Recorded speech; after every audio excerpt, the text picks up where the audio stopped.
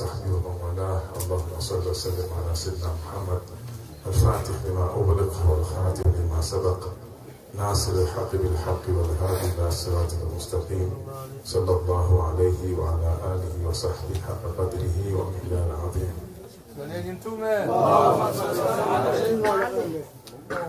يقول الله سبحانه وتعالى: ورفعنا لك ذكرك.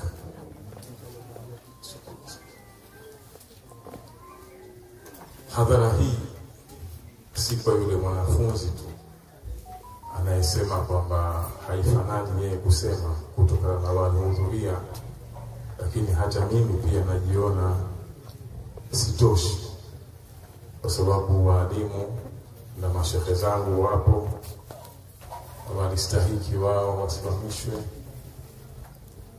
lakini kwa husnu dhani zao wameniona na mimi nianze nizungumze kidogo kama walivyoniomba. Mwenyezi Mungu Subhanahu wa Ta'ala amemsifu sana Mtume Muhammad sallallahu alaihi wasallam, na wala si kufanya wale wengine mitume kwamba hawana maana, hapana, lakini ni kufanya kwamba huyu mtume wa mwisho huyu amewashinda mambo mengi sana. Na ndio maana Qur'ani sura ndogo ndogo nyingi zimemsifu sana Mtume Muhammad sallallahu alaihi wasallam, ili hata watoto wadogo wale kina soldier wanaweza kumsifu Mtume Muhammad kwa sura ndogo ndogo tu, haina haja ya kuna bana. Miongoni mwa sura ambazo Mwenyezi Mungu Subhanahu wa Ta'ala amemsifu sana Mtume Muhammad ni pale aliposema: alam nashrah laka sadraka, hivi hatukukundua kifua chako? Hivi hatukundua kwa ajili yako tu, ile laka kwa ajili yako tu kifua chako? Mitume mingine ilikuwa yaomba ifanywe inshrah. Nabii Musa alayhi salam asema asmaji Rabbi shrah li sadri, anaomba Mola wangu wa haki nikundulie kifua chako.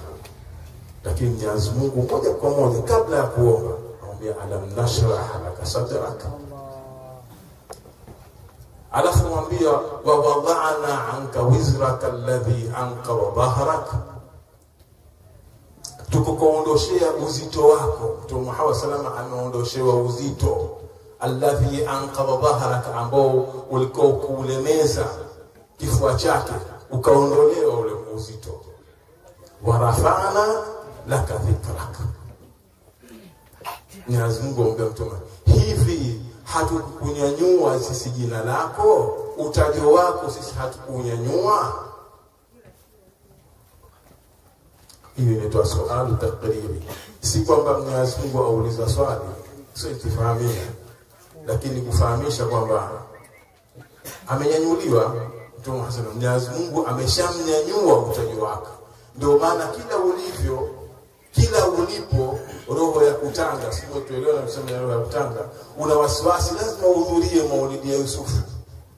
Sio maulidi ya Yusuf, yale ni maulidi ya nani? Sayyidul Rusul Sayyidina Muhammad sallallahu alaihi wasallam.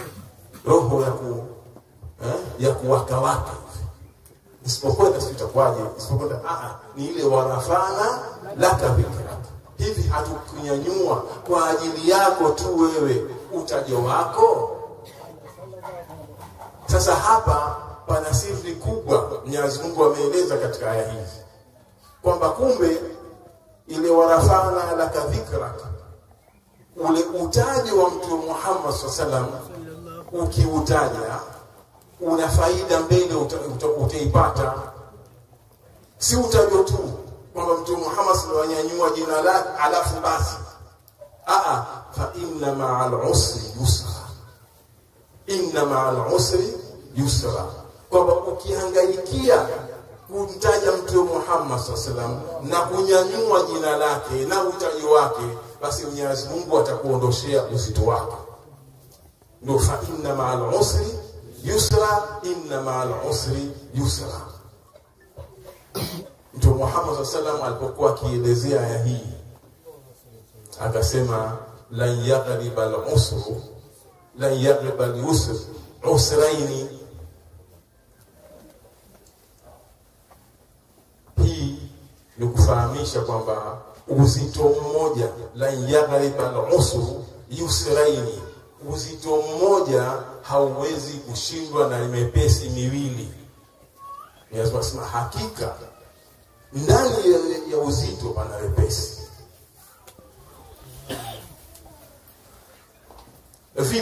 Vipi kwamba kuna nyepesi miwili na uzito mmoja? Wakati ukisoma aya kama utaona usri ziko mbili na yusri ziko mbili. Ndio Mtume Muhammad sallallahu alaihi wasallam akufahamisha siku nyingi kwamba yeye alikuwa ni mwanachuoni kweli kweli, aliogobea sawa sawa. Akisema la yaghliba al-usr yusraini, uzito mmoja unashindwa na vyepesi viwili. Kwa sababu wanachuoni wanasema maarifa ikikaririka inakuwa ni moja, nakara zikakaririka zinakuwa ni mbili. Sasa yusri pale zilikuwa mbili ambazo ni nakara, na usri imekuwa ni moja, zimekuwa mbili, kwa kuwa ni maarifa imekuwa ni moja. Sallu ala nabi. Kwa sababu watu wa lugha wasema, ukisema laqitu rajulan wa akramtu rajulan, nimekutana na mtu alafu nikamkirimu mtu, hizi ni nakara. Sasa kwa vile nakara ni mbili, ulipokutana na huyu mtu na ukamkirimu mtu, hawa ni watu wawili, uliyekutana naye ni mwingine na uliyemkirimu ni mtu mwingine. Lakini wakiwa ni nakara, ukisema laqitu rajula wa akramtu rajula, hizi ni pamoja na kwa kuwa ni maarifa, huu ni mtu mmoja, ni yule ulikutana naye ndio ulimkirimu. Na ndio utapata katika Qur'ani, wa huwa alladhi fi samai ilahun wa fil ardi ilahun. Utaona kama ni nakira mbili, zile ni maarifa mbili. Kwa maarifa mbili, Mwenyezi Mungu ni huyu mmoja. Usije ukasema huyu Mungu, mbona Mungu sawawili? Sasa wa huwa alladhi fi samai, sikuna nakira hapa. Ile ni maarifa, ile alladhi imefanya zile ilahu wa ni maarifa. Kwa hiyo Mwenyezi Mungu Subhanahu wa Ta'ala anatupa nguvu kwamba kama tutamshughulikia Mtume Muhammad sallallahu alaihi wasallam, kama tutamtetea Mtume Muhammad sallallahu alaihi wasallam, kama tutaisimamia dini yake, basi Mwenyezi Mungu atatuondoshia uzito. Nani asiyekuwa na uzito? Kama huna wewe, tuombee sisi tulio na uzito. Wewe si huna, tuombee sisi tulio na uzito.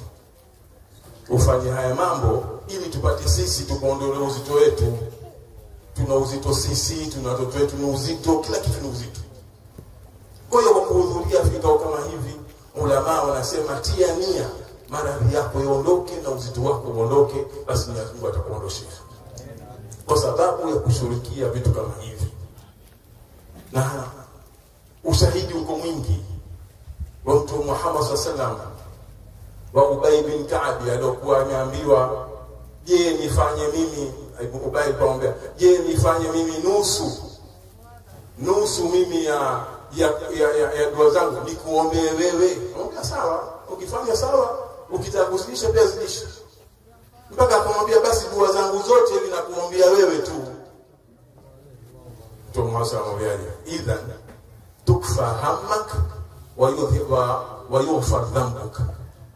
Kama utaweza wewe wakati wote ukamsalia mtume tu, usifanye habari nyingine yote, usijiombee wewe ukasema salatu nabii tu asubuhi mpaka jioni mpaka asubuhi tena, basi Mwenyezi Mungu atakuondoshia hamu yako, dhiki zako, uzito wako na madhambi yako atayaondosha.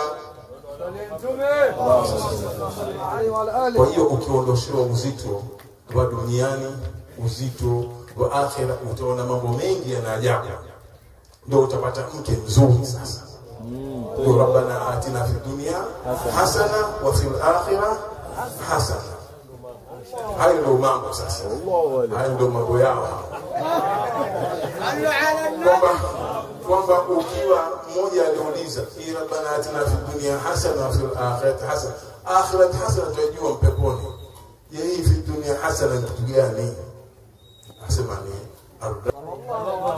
sallallahu alayhi basi. Kwa hiyo Mwenyezi Mungu atujalie hapa duniani tupate wake wema. Na sisi tuwe ni wema. Tusiombe sisi na sio wao pia. Mwenyezi Mungu kuna wema kule, awape wema. Wassalamu alaikum wa rahmatullahi.